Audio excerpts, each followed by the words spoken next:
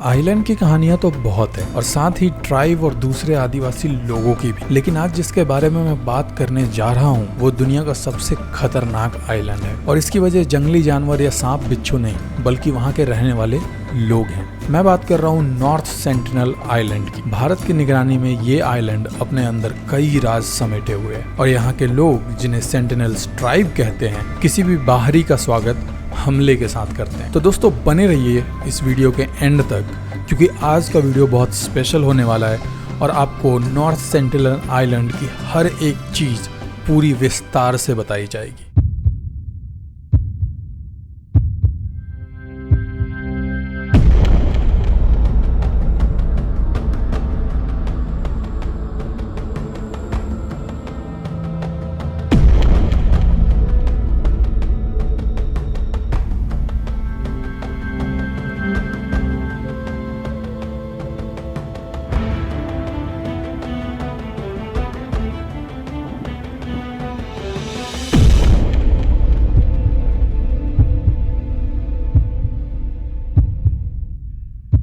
सबसे पहला सवाल, सेंटिनलीज लोग कौन हैं और नॉर्थ सेंटिनल आइलैंड पर ये लोग कहां से आए? अब जिनको नहीं पता है उन्हें मैं ये बता दूं कि सेंटिनलीज लोग अफ्रीका से ब्रिटिश कॉलोनाइजेशन के दौरान भाग कर आए थे। इस ट्राइब को शुरू से ही लोगों से अलग रहना पसंद था और यही वजह थी कि आज से करीब 60,000 साल पहले ये लोग अफ्रीका से नाव में आए थे। अब 60,000 साल पहले प्रॉपर नाव तो होती नहीं थी, इसलिए ये लोग लकड़ी के बहुत सारे बम्बू को एक साथ जोड़ के राफ्ट टाइप का कुछ बनाया होगा। और तब से लेकर 16वीं सदी तक किसी को भी इस ट्राइब के बारे में कुछ नहीं पता था। Initial contact with North Sentinel Island people. 16वीं सदी में एक ब्रिटिश नाविक इस आइलैंड के पास से गुजर रहा था जब उसने वहाँ पे लाइट देखी। क्योंकि उस समय लोग भूत प्रेत वगैरह पे बहुत विश्वास करते थे, वो नाविक वहाँ से भाग गया। उस ब्रिटिश नाविक ने किसी से भी इस बात का जिक्र नहीं किया था, लेकिन 1867 ईस्वी में एक ऐसी घटना घटी कि बहुत सारे लोग उस आइलैंड के पास से गुजरने का अपना अपना एक्सपीरियंस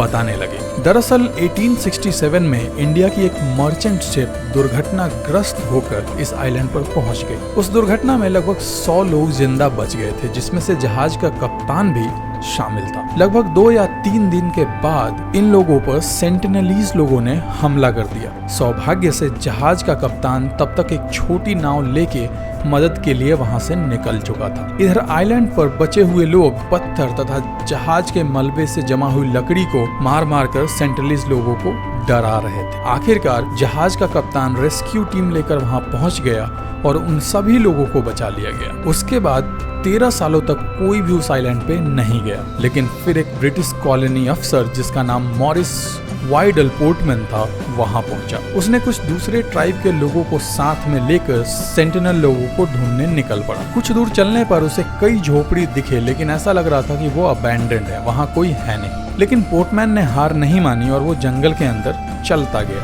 आखिरकार उसे 6 सेंटिनल लोग दिखे, जिसमें से एक बूढ़ा आदमी था, एक बूढ़ी औरत और बाकी 4 बच्चे। पोर्टमैन चाहता था कि वो इन सेंटिनल लोगों को अपने लोगों से मिलाए। इसके लिए उसने उन सभी 6 लोगों को किडनैप कर लिया और उन्हें जहाज में बिठा के अपने देश ले गए। क्योंकि सेंटिनल लोगों ने पिछले 60,000 सालों से बाहरी दुनिया से कोई कांटेक्ट किया ही नहीं था, उनकी बॉडी मॉडर्न जर्म्स झेलने के लिए तैयार नहीं। शहरों में कई तरीके के जर्म्स होते हैं, जिसकी वजह से वो बूढ़ा आदमी और औरत दोनों ही मर गए। बस फिर क्या था, पोर्टमैन आनंद फानन में उस 4 सेंटिनल बच्चों को वापस जंगल में छोड़ आया और उनकी मौत के बदले बहुत सारे गिफ्ट्स भी दिए। इस घटना के बाद नॉर्थ सेंटिनल आइलैंड के लोग बुरी तरीके से गुस्सा हो गए और जो भी उस आइलैंड के नजदीक आता था उस पर तीरों से हमला कर देते। इधर ईस्ट इंडिया कंपनी के कुछ ऑफिसर्स ने भी उनसे कांटेक्ट करने की कोशिश करनी चाहिए। इसके लिए उन्होंने आंस ट्राइब के लोगों का सहारा लिया। आंस ट्राइब वो लोग थे जो अंडमान निकोबार के मूल निवासी थे।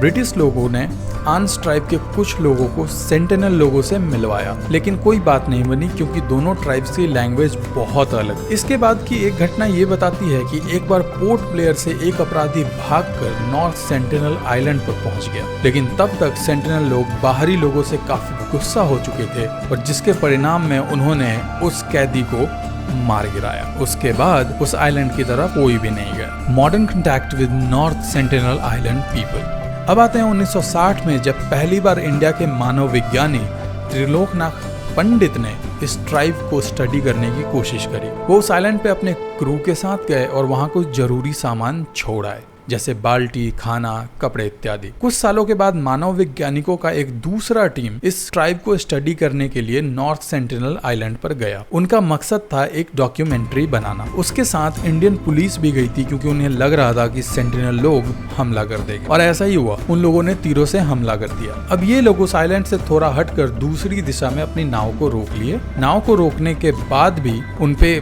खतरा मंडरा ही रहा। हालांकि उन्होंने बर्तन, कपड़े, एक गुड़िया और एक सुअर को वहां पे छोड़ दिया as a gift for Sentinel people. लेकिन उसके तुरंत बाद ही उन पर फिर से हमला हो गया और एक तीर डायरेक्टर की जांघ में लगी, जिसके बाद सेंटिनल लोगों के हंसने की आवाजें आने लगी और उन्होंने इन लोगों के सामने ही सुअर और गुड़िया को जमीन में दफना दिया। इसके साथ ही लोगों को समझ में आ गया कि नॉर्थ सेंटिनल आइलैंड के लोगों को बाहरी दुनिया से कोई संबंध रखना नहीं है। अब आते हैं 1987 यानी कि 1987 में, जब एक बार फिर एक जहाज दुर्घटनाग्रस्त होकर इस आइलैंड से टकरा गया। जहाज पर सवार लोग जमीन देखकर खुश हो गए। उन्हें लगा कि अब वो काफी सुरक्षित है। लेकिन कुछ घंटों के अंदर ही सेंटिनल लोगों ने उन पर फिर से हमला कर दिया। बचाव में ये लोग जहाज पर मौजूद कुल्हाड़ी और फ्लेयर गन से सेंटिनल लोगों को डराने की कोशिश करने लगे और उन्होंने डिस्ट्रेस कॉल भी किया। बाद में उन्हें इंडियन नेवी के द्वारा बचा लिया गया।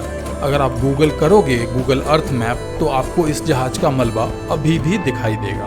इधर त्रिलोकनाथ पंडित लगातार 20 सालों तक नॉर्थ सेंटिनल आइलैंड को विजिट करते रहे और आखिरकार एक ऐसा दिन आया जब सेंटिनल लोगों ने बिना हमला किए त्रिलोकनाथ के साथ कुछ समय बिताया। इसका वीडियो आप स्क्रीन पर देख सकते हैं। त्रिलोकनाथ ने उनको नारियल तथा अन्य कई चीजें भेंट स्वरूप दी। उसके बाद इंडियन गवर्नमेंट ने आइलैंड पे किसी भी तरीके की स्टडी को मना कर दिया। गवर्नमेंट ने कहा इंडिया सिर्फ और सिर्फ इस आइलैंड की रक्षा करेगा। इंडियन गवर्नमेंट यहाँ के लोगों में किसी भी तरीके का हस्तक्षेप नहीं करेगी और ना ही किसी तरीके का कानून लागू करेगी। फिर 2004 में जब सुनामी आई तो हर किसी को लगा कि नॉर्थ सेंटिनल आइलैंड के लोग मर गए होंगे। इंडियन गवर्नमेंट ने एक हेलीकॉप्टर भी भेजा था जांच के लिए कि पता चले कि वो लोग जिंदा है या नहीं। जांच के दौरान पता चला कि सेंटिनल लोग अभी भी जिंदा हैं। सुनामी से पहले ही वो एक बहुत ऊंची जगह पे रहने लगे थे। अब ये बात तो आज भी रहस्य बनी हुई है कि आखिर उन लोगों को सुनामी के बारे में पहले कैसे पता चला। खैर, कुछ सालों के बाद एक और घटना घटी। दरअसल कुछ मछुआरे अपनी बोट में मछली पकड़ने के बाद दारू पीकर सो रहे थे। उन्होंने इतनी ज्यादा शराब पी ली थी कि दूसरे बोट के वार्निंग हॉर्न भी उनको सुनाई नहीं दे रहे थे और उनकी नाव बहते बहते नॉर्थ सेंटिनल आइलैंड पर पहुंच गई। और हर बार की तरह इस बार भी सेंटिनल लोगों ने उन लोगों को मार दिया। इंडियन कोस्ट गार्ड के कुछ मेंबर उन मछुआरों की बॉडी लेने के लिए वहां गए, लेकिन सेंटिनल लोगों ने उन पर भी हमला कर दिया। आखिरकार कोस्ट गार्ड वहां से वापस आ गए, उन्होंने गिव अप कर दिया। इधर लोगों में ये अफवाह फैल गई कि सेंटिनल लोगों ने दोनों मछुआरों को जिंदा पकाकर खा लिया है। बाद में कोस्ट गार्ड ने क्लियर किया कि उनको समुद्र तट पर 2 कब्र दिखे थे, लिहाजा ये कहना गलत है कि सेंटिनल लोगों ने मछुआरों को खाया है। इस घटना के बाद इंडियन गवर्नमेंट ने आइलैंड के चारों तरफ 3 मील का एक दायरा सेट कर दिया, जहां इंडियन नेवी पहरा देती है, जहां जाने की परमिशन किसी को भी नहीं है। लेकिन आपको तो पता ही है कि मॉडर्न इंसान अपनी हरकतों से बाज नहीं आता है। बहुत से लोग इलीगल तरीके से टूरिस्ट को नॉर्थ सेंटिनल आइलैंड के आसपास तथा अंडमान निकोबार के संरक्षित जनजाति क्षेत्र में लेके जाते हैं। कई अनऑफिशियल मिसिंग तथा डेथ रिपोर्ट भी है, जिसके बाद पूरी दुनिया से कई जनजाति एक्टिविस्ट लोग इंडियन गवर्नमेंट से अपील करते आए हैं कि ट्राइब्स को सुरक्षा प्रदान की जाए और उस एरिया को कंप्लीटली सील कर दिया जाए। तो दोस्तों, आज की वीडियो के लिए बस इतना ही। आप मुझे बताओ कि ये वीडियो आपको कैसी लगी, और अगर आपको ये वीडियो पसंद आई है तो आप इसको शेयर जरूर करना, बिकॉज ये एक ऐसा टॉपिक है जो बहुत सारे एग्जाम्स में भी आते हैं। तो आप प्लीज़ इस वीडियो को शेयर करें अपने दोस्तों के साथ और अपने परिवार वालों के साथ, और मैं मिलूंगा आपसे नेक्स्ट वीडियो में ऐसे ही किसी रियली इंटरेस्टिंग टॉपिक के साथ। तब तक के लिए बाय बाय।